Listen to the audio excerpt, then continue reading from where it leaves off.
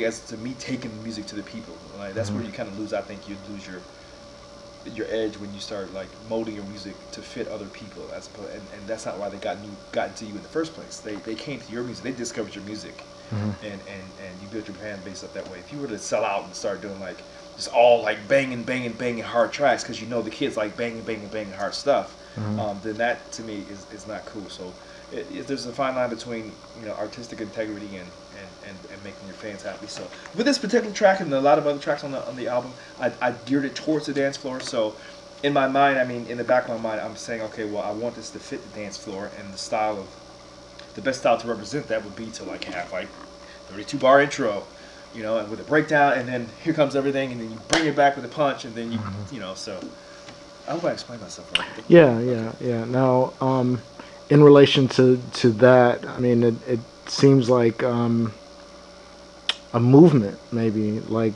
an electronic symphony almost. Totally. Okay. That's what I was looking for earlier. That kind of sense of the word, where you're not really telling the story, but you're just setting the tone and the pace of the song, and the beginning, the climax, and it's almost like a story like that, where you bring all your peaks and your valleys. That's right. And a lot of DJs don't do that now, because especially these hardcore DJs, they play all this hardcore banging techno, and the whole night is just like this. It's just linear.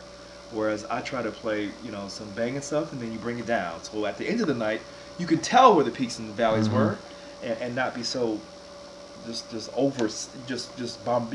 I hate when you're bombarded by just all this hard banging noise. It just doesn't make sense, and the kids don't know what went on at the end of the night. I mean, they're like, okay, what was the highlight of the set? I don't know. Well, because everything sounded the same. There was no juxtaposition between the highs and the lows, or the peaks and the valleys. So when you're composing and mixing, you're mixing with this in mind, that in a similar style as you DJ, you compose and mix and arrange your own music. Totally. Yeah. Right. Okay. Now, if it came to a point that 6.5 minutes, 7 minutes was too long for radio edit, how would you go about trimming it down from 6.5 minutes to 3.5 minutes? Ooh, that would be hard. I would cut a lot of the fluff out, because because the majority of the stuff in the club mix would be more stretching and embellishing on like certain parts that wouldn't work on the radio. Like people, radio, they like to hit it and leave it. You can't really do that. Can't use the same mentality. If you have a club mix as you can on the radio, you gotta, clubs are built on that philosophy where boom, boom, boom. That goes back to times like in. Hello. Hey. Hey. What's going on? Doing some videotaping. Oh, okay. I'm just answering some questions. Yeah. What was I saying? Clubs in relation where to they're club. set up. I mean, where you hear the constant beat of the drum, and that goes back to times, prehistoric times, whatever, when they would use those drums to hypnotize themselves and stuff. So sure. That's what clubs are kind of. So that would have lend itself well in a club environment. But on the radio, got to hit it and quit it. Got to get in and get out and make your statement. Or especially with American radio, you got to do the chorus and then do the verse, hit the chorus, the hook, whatever, and then you leave. And hopefully you made your point with the listener. So yeah, I mean it's a totally bit different. I mean I haven't really had to deal with the radio edit situation. One time I had to do that with a jazz record I did a long time ago. But they used to play the whole thing. It was on a jazz station, so I mean they allow you a little bit more latitude than like say pop radio or R&B radio or whatever. Okay. If you were to say that you were the best at one thing in the spectrum of this music, are you talking about technically or artistically? Any of them. Wow, that's a hard one. I don't think I'm super at one thing. I think I'm pretty good at a lot of things. If I can cheat and say that. I mean, technically, I love the technical side of studios, how things work, and then also I love creating it. I mean, I do love creating it more than the technical side, but but I think I do. I take equal interest in both sides, and I enjoy it all, man. I really like doing it, but I don't want to be anyone else's engineer or anything like that, because I like to engineer and produce my own stuff. But yeah, Okay. yeah, I'm good at a couple of things. Now, have you worked with session musicians or vocalists? Not yet, not yet. I would love to do that. I would love to do that too. What would be, excuse me. Okay. So, if you were to include session musicians or vocalists, in what capacity are you? I would definitely try to be in a producer capacity. I mean, I start bringing musicians in, real musicians. They start doing stuff you ain't never heard before. I mean, now what instrument would you relate to best? Maybe the piano, maybe Okay.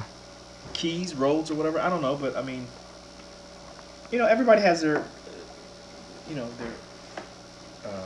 well, some people, a lot of people have, they can, if you're listening to the radio and you hear something, and then you go, and you're humming a different line, it might be similar to the line that you're listening to. You go, I think this line would sound better. That's basically producing. Mm-hmm. Sure. You're pulling the best performance out of the artist in the studio, Mm-hmm. and giving them some advice, and so I think I'd be all right in that sense. Mm-hmm. I mean, if there wasn't an electric guitarist, something that you would not see me working with, and they were in here and they were doing a couple of different licks or whatever, I think I'd be able to, choose out and go, I like that one better. Mm-hmm. It sounds a little bit more, more in tune to what we're doing right now. Okay.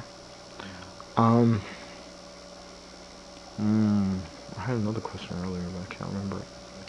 Okay, well, that'll wrap it up. Is there anything else that you feel as though is important? Like I said, creative freedom, Mm-hmm. and the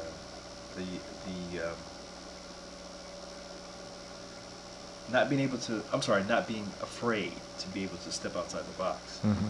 and be open to different things, especially musically. Because if we, for instance, I mean, we have these effects that's been in existence for I don't know how long, delays and reverbs and all that kind of stuff, and they're the de facto go-to standard for adding different things to mixes and stuff. How come there's no other effects? Mm-hmm. I mean, everything is based around these effects. Doesn't matter what it is, chorus, flange, whatever. It's all based around delays and reverb. It's crazy. So I mean, it'd be different. It'd be cool if something different came up with regards to effects, or if somebody did something totally weird and different, and started some cool new crazy genre of music that that can like inject some excitement into the music industry. How do you use effects as a tool of composition or as a tool of mixing? Sometimes I years ago I used to use it more as a compositional tool. I mean, straight up in the forefront of the track, as opposed to like main radio where it's sitting back and kind of just enhancing what's going on in the track. But, it depends on that's what I'm talking about. It doesn't even. It depends on the mood. It depends on the vibe. It depends on what you're trying to do. I mean, if you, a lot of people will say, well, no, you go to the studio and you try to mix out a track and you turn up the reverb, and they'll be like, well, that's a little bit too much reverb. Well, how do you know? Well, how do you know what I'm trying to get across in this track or whatever? Yeah, I mean, like I said, stuff is subjective, and what might be good for one guy might not be good for the next guy. So, a lot of cats, if you go into the studio with our style of working, would be like, why is he using the effects like that? Why is that the part of no, you got to turn the effects down. No, boss, I don't want to turn it down. I like it just how it's going right now. I mean, that's what's giving the character of the track. I don't need to turn it down. And I've had that happen to me before in a professional studio where the guy was like, what are you doing? I'm like, this is how I work. So he's there to support me. He's an engineer, and he's just supposed to help me not push the wrong buttons in the studio. Leave the creative stuff to me. Okay. Yeah, that's it. All right. Thank you. Hope you come back next time.